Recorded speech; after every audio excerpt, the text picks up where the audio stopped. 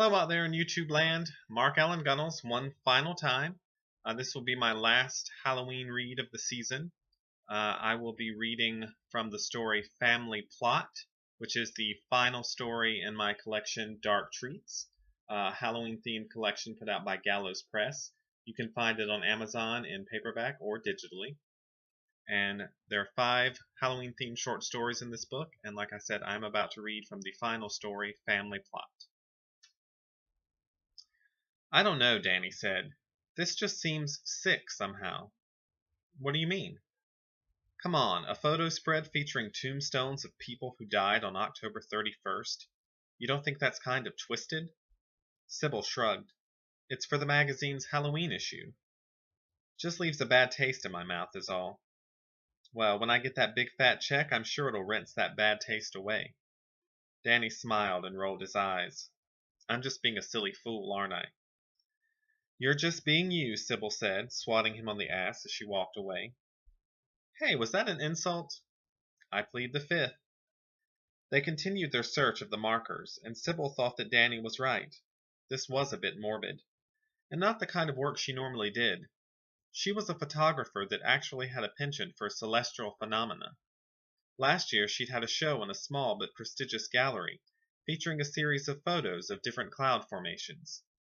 She'd gotten some wonderful write-ups from art critics, and hadn't sold a single piece.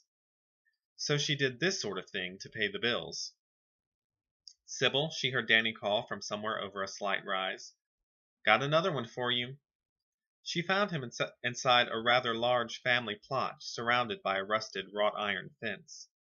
The gate creaked when she pushed it open, an almost human groan as if it were in pain. A granite family marker in the center of the plot bore the name Lancaster, and there were at least 15 or so smaller tombstones laid out in 3 rows. Danny was standing in front of the first grave in the row just to the right of the gate. What do you got for me? She asked, stepping up next to him. Danny motioned toward the tombstone. Eric Lancaster, born December 18th, 1930, died October 31st, 1960. Perfect. Sybil assumed the position on one knee while Danny wandered farther down the row. She'd gotten off only 2 shots when he said, Sybil? What? You need to come look at this. In a minute, I want to finish. Sybil, you need to come look at this now. The urgency in his voice got her attention. He was standing halfway down the row, staring at one of those flat-to-the-ground plaque tombstones, and he looked pale. Like he'd seen a ghost, she thought absently. She hurried over to his side. What is it? In answer, he just pointed at the tombstone. She followed his finger and read what was on the plaque. Annette Lancaster Rochester, devoted wife and loving mother. March 15th, 1948 to October 31st, 1985. Bizarre, she said softly. Bizarre? That's all you can say? What do you want me to say? She asked with a shrug. I mean, it's a freaky coincidence that 2 people in the same family both died on Halloween.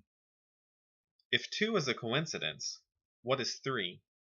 What are you talking about? Danny nodded toward the tombstone next to that of Annette Rochester. It was a double marker.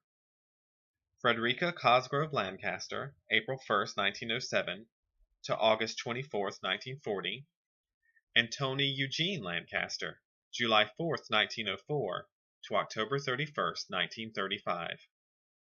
Sybil shivered, telling herself it was just the cool autumn air, but in truth she did find this a bit unnerving. Without speaking, she and Danny explored the rest of the Lancaster family plot, and they found that out of 15 graves, 6 members of the family had died on Halloween. And that's just a brief reading from Family Plot, again, available in Dark Treats. You can find any of my books on my author page on Amazon. Just look up Mark Allen Gunnels. If anything looks interesting, give it a try. If you've liked anything of mine you've read, please consider taking a brief moment to leave me an Amazon review. I appreciate it, and thank you.